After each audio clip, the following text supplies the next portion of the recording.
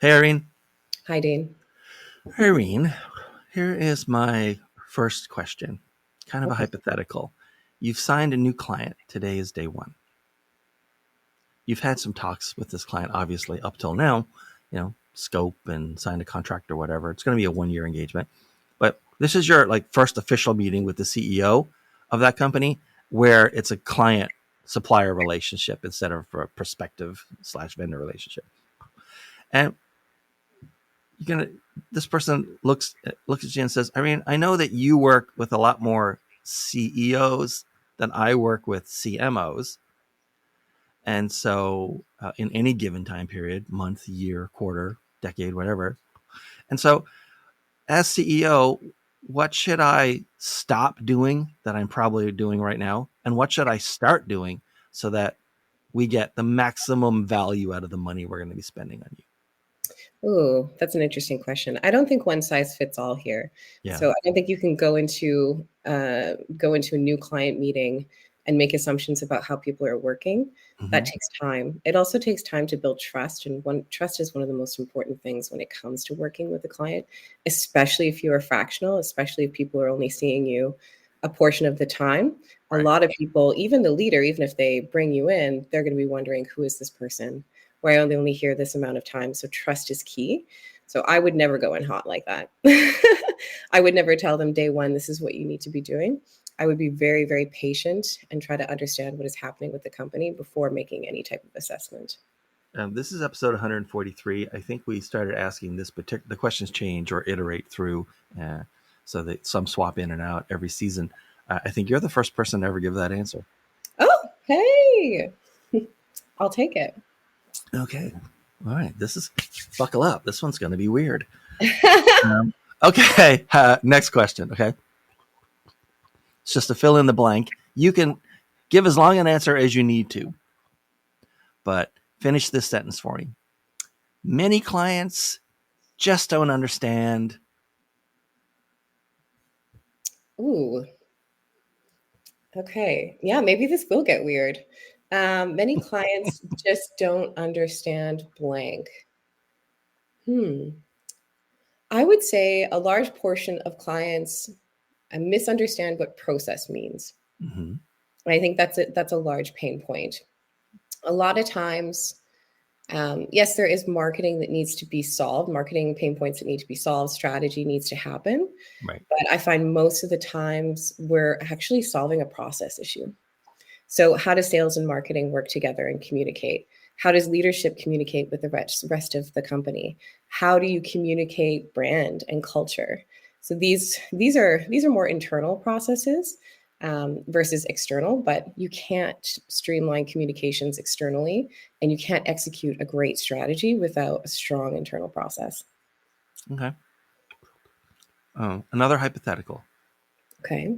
You're on a stage. You're the keynote speaker. There are 250 people in the audience. Every one of them became a fractional CMO yesterday. Okay. Finish this sentence for me. You guys are brand new fractional CMOs. You're just starting out. You're going to be surprised by what as a fractional CMO starting out? They probably came Mhm. straight out of corporate. They probably spent the last, 18 years working as jobs in marketing, heads of marketing, but not on their Mhm. own. Yeah, I would say I would be surprised. What really surprised me is um, how big a company can be and how little they can know. Mm, That really, really surprises me when I come into a very, very successful company that's making 30 to $50 million in revenue per year, and they just have they lucked out. They had a great brand, or they had a great product, or they did something really, really right, but now that's no longer working, or the product isn't competitive enough anymore. So that's where they need support. So it takes a lot of work to get them to a place. Whereas in startup culture, in tech culture, a good example would be this culture starts really, really well. They have great processes, they have software, they have everything. They have HubSpot, they have Slack, they're set up, they're stacked, they're working forward. Whereas I'm surprised when I come into companies that are doing so well, but it's like we have to work back. We have to get their operations in order. We have to get their processes in order. We have to educate them on what strategy actually is. So the knowledge gap is very surprising. All right. That's a good answer. All right. So I'm going to ask you, this question is brand new. We just started season 7. It's brand new for season 7. I only ask it when there's only one guest instead of 2. Most episodes have 2. Just because it's either the shortest answer you're going to give or the longest answer you're going to give. Okay. What is marketing? What is marketing? How do you define marketing? Actually, no one's ever asked me that before. I've responded with what is brand, what is strategy, what is process, but not what is marketing blankly. This is going to be a long answer, I think. Okay, go ahead. As concisely as possible. Ideally, we are marketers after all. We are. I would say that marketing. Told you, it's a hard one. It is, but it's a good one.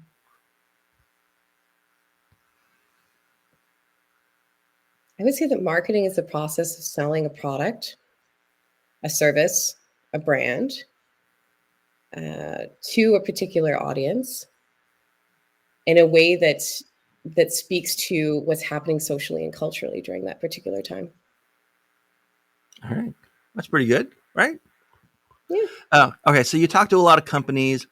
One of the weird aspects of talking about marketing with prospective clients as opposed to other fields is that everybody that you talk to feels that they have an understanding, maybe even a keen understanding of what marketing is.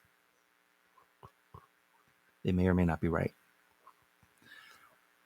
As you talk to people, they'll often come up with, yeah, well, we really think that this is the way to go, or this is a communication channel that we should be, exploiting, or this is a concept that we would like to get into, right? As you talk to those, what do you think they talk about that's just overrated? It's like they really shouldn't be moving down that road. And what's underrated that clients don't generally understand or appreciate, but would help them a lot? That's an interesting question. I love when clients come to me and they say, oh, I checked with ChatGPT and I got this response. We should do this. Yeah. That's a good one. Or when they say, okay, our competitors are doing this, so why aren't we doing this? And I think it comes back to the idea that marketing is, again, it's not a one size fits all. It really depends on what your brand is, what your message is. There's a lot of different combinations when it comes to marketing to execute properly. So a lot of people will say marketing is branding, or marketing is strategy, or marketing is data driven, but it's an amalgamation of all of those things to be able to get to your audience in the right way. So I would say what is underrated in terms of marketing, and underrated. What do you wish more companies did or understood about marketing? That's underrated.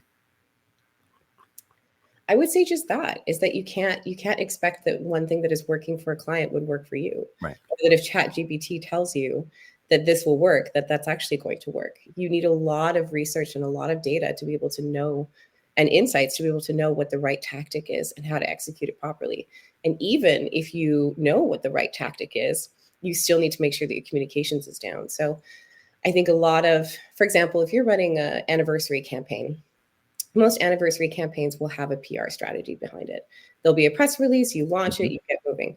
That doesn't necessarily work for everybody. Yes, most companies will do it. Most anniversaries will have a press release and have a large media presence, but that doesn't mean that that's what needs to happen for your company.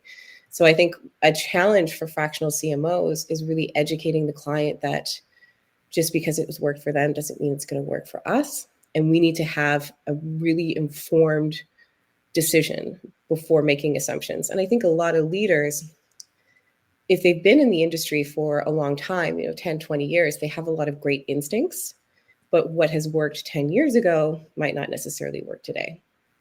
Okay. When you're talking to your prospective clients, and you're sort of sizing each other up, right? Whether this is going to work, whether or not we should actually like get involved and start working together and stuff. Like, what's a red flag and what's a green flag that you often come across? Uh, red flag. Let's start with green flag. Sure. I think that a green flag with clients is a willingness to be wrong, an openness to being wrong. I think that if a leader is very stuck in their ways and stuck in how they've been doing things, then you can't actually create growth. And Right. that's what fractional CMOs are. We're growth marketers. Mm-hmm. We're not performance marketers where we're looking for aggressive ROI on some advertising on Meta. We are long-term sustainable growth. And that is often very personal as well. It's not coming in and saying, okay, we can change a strategy. When you come in and you tell a whole company that change needs to happen, it's very personal. So I think that a green flag with leadership is a willingness to be flexible, to be adaptable, and an openness to being wrong about things that they've been doing. All right. That's a good answer. I like that one. I have another hypothetical for you. Do you want me to answer red flag? Oh, yeah. Definitely want to answer. You can actually answer for two red flags. What I'm finding in this question, people have a lot of red flags. They recognize a lot of red flags. Yeah, I think the biggest red flag is just the opposite of that. So a stubbornness and an unwillingness to change. With fractional CMOs, we are change makers. That's Yeah. what we do, and often, very often, we're supporting leaders and teams, internal marketing teams, sales teams, other leaders of other teams, operations. We work cross functionally with those teams and with leadership, and we support them both professionally and personally. So I think stubbornness, definitely a red flag. Okay. All right. So another hypothetical. Your best friend comes to you and says, "Hey, Irene, uh, my kid or niece or nephew, they graduated from college and they studied marketing in college and they just got their first full time job. They're the most junior employee on this big marketing team now. You're on the other end of that spectrum. What advice do you have for someone like that? What should they be looking at? What should they not focus on anymore because it's essentially obsolete? What should they like maybe want to at least look into and see if that's an area they should be focusing on since they're at the beginning of like a 20-year career? I I don't know. I can only speak for the people that I've worked with and Mm-hmm. myself. I didn't study marketing. I came from an entertainment background. I'm originally a professional musician, became an entertainment or an entrepreneur in the entertainment industry, and I learned it. And the way that I learned it was adapting to the market and to my audience. So adapting my partnership strategy, my communications, my branding to the audience. And from there, I started getting poached for companies to take on marketing work. Right. And I think the reason why I'm mentioning that it's about adapting is that for marketers who are coming straight out of university, you can't make an assumption that what you learned is still the same. Right. Marketing is continuously changing. I mean, a TikTok trend can change the entire audience market Yeah. on TikTok. So I would say that yes, you have a foundation and you have fundamentals of learning, but the best marketers are the ones who are willing to learn and who are willing to put in the time to research and understand what's happening within their particular market. So you were an entertainer at some point? Yeah, professional musician, still am. Yep. Okay. Hmm. Boy, marketing people, they come from everywhere. They Yeah, really but do. I would say the marketing is very creative, Yeah. and creative people are definitely coming back to the idea that a fractional CMO is more of a growth coach, a growth professional. I would say that creative individuals are are really good at that because they recognize that there's always someone who's better than you Right. and there is no end goal. It never stops. The creative journey is constant. So as a musician, there's always going to be a million people who are better than me, and my journey of being a musician and a creative is lifelong. So I think that people who are highly creative end up in marketing roles because they recognize that it's a never-ending journey of learning and exploration and adapting to technology.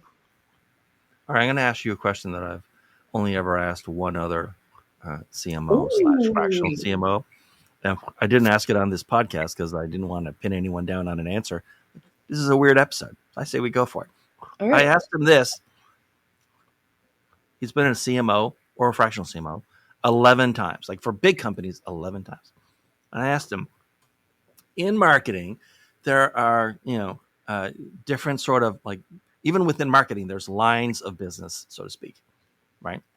So there are, you know, everything from outsiders and agencies as a CMO that, sort of managing and leading, down to like, people who are working on statistics and people who are working on whatever, right? I said, what percentage of the people in a big marketing team, or if you want all of marketing, would you consider to be quote unquote creative people? I don't mean the marketing term creative, which means like they write something or they work with graphics or something, as opposed to someone who does like, data analysis. But what percent of marketing people generally are creative people versus they would fit in just as well in any other part of a business? Okay, so that's interesting.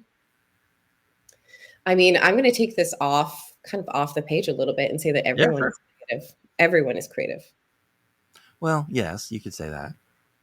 I know that's a vague response and that's not really what you're going for here, but I would say that everyone is creative in what they do, especially if they are creating something. Mm-hmm. So let's go to the basic like definition of what creativity is. It's taking a knowledge base and then creating something out of it. So whether it's innovation or whether it's a strategy, a marketing strategy, or whether it's an insight based on data research, I think that that's all an example of creativity. Even cooking, changing one ingredients. Do you think most marketing people think that their job is a creative job or requires them to be creative? Yes, absolutely. Yeah, Mm. 100%. 100%.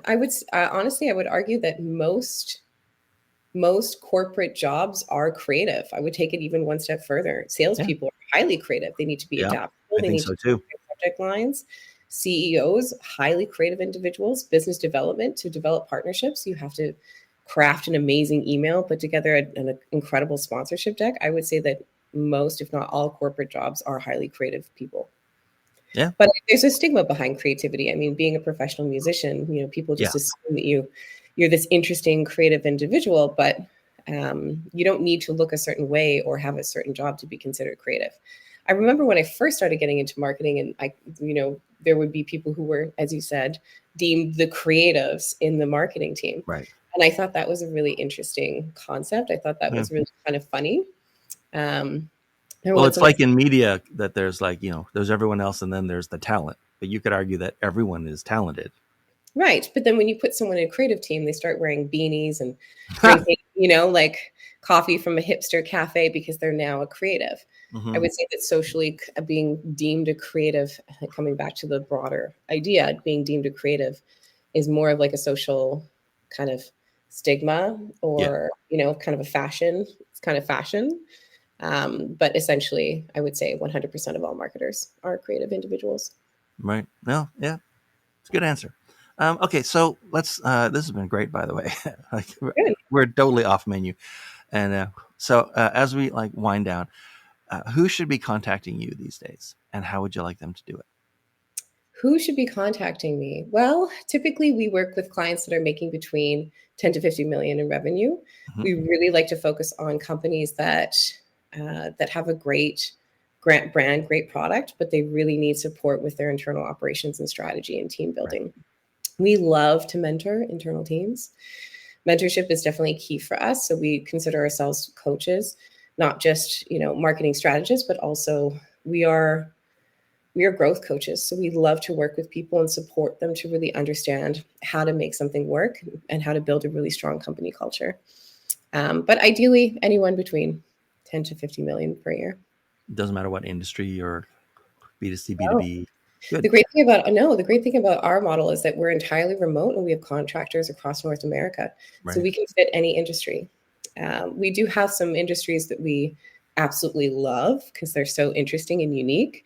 So beauty is one of them. Cannabis is also another. Hmm. Cannabis is such a unique and interesting industry, but we love working with individuals. We also offer discounted rate for female entrepreneurs at Hmm. any stage of their growth.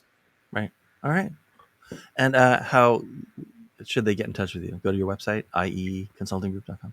Yeah, or LinkedIn. We're on LinkedIn. We're on all socials, but I would say that LinkedIn, we're the most active. So if you're looking for ongoing articles and resources, you can find us Right. there. And then our website is quick one-stop shop, fill out a form. We'll get back to you within a day. All right. All right. This has been fantastic. Oh, great. Happy New Year's. This is the third episode. We record in batches. So this is the third episode of season 7. And so we're just kicking off season 7. Nice. Congratulations. Thanks. We just hit 500,000 views last week. That's amazing. For a very niche topic, let's admit it. It is, but I think the statistic is right now that the demand for fractional CMOs is going to double 2024 to 2025. Wow. Mm-hmm. Oh my God. I have a lot more interviews to do then. You have a lot of work ahead of you, which is exciting. Yeah. All right. Thanks for being here. It was great to see you again. And hopefully you'll come back sometime. We just today in the episode that we just recorded ahead of this one, it was our third appearance in a year. Great. I would love to come back. This has been you guys have a lot of interesting stuff to say. Like I could just basically just let you guys talk all day, make clips out of it, and just publish it. It'd be fantastic. I mean, I'm here for it anytime you need. All right. All right. Thanks, Irene. Bye. Thanks, Bye, everyone.